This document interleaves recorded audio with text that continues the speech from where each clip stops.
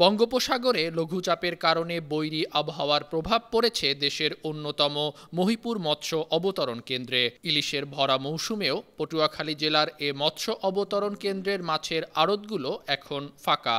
বৈরী আবহাওয়ায় সাগরে ট্রলার টিকতে না পারায় এবং ঢেউয়ের কারণে জাল ঠিকমতো ফেলতে না পারায় মেলেনি ইলিশ সহ বিভিন্ন প্রজাতির মাছ।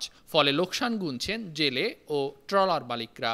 আবহাওয়ার কিছুটা উন্নতির পরে যেসব ট্রলার সাগরে গিয়েছে তারাও ফিরছে লোকসানের বোঝা মাথায় নিয়ে। জেলা মৎস্য বিভাগ বলছে, আবহাওয়া অনুকূলে আসলেই সাগরে পর্যাপ্ত ইলিশ পাওয়া যাবে বলে তারা আশা করছেন। আর ভরা মৌসুম বলতে জুলাই আগস্টকে বলা হলেও আবহাওয়ার পরিবর্তনের কারণে মৌসুম কিছুটা সরে গেছে।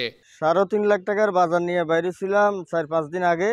কালকে আইছি সাগর থেকে। আসছে আমি 70,000 টাকার মতো মাছ বিক্রি হয়েছে। 2,80,000 টাকার মতো আমার লসে আছে। জেলেরা কোনো মাছ পাইতেছে না, একের পর এক আবহাওয়া খারাপ। একদিন সাগরে গেলে পরের দিন আবার বোট ঘাটে চলে আসতে হয়। আবহাওয়া খারাপ, আমরা অনেক ঋণগ্রস্ত হয়ে গেছি। বোট সাগরে পাঠাইতেছি, আবার উঠতে আছে। এর কারণে আমরা অনেক ঋণগ্রস্ত হয়েছি। যেমন আড়তদার আছে, জেলেরা আছে, সবাই ঋণগ্রস্ত আছে। ভাই এখন আবহাওয়া একটু ভালো দেখা যাচ্ছে।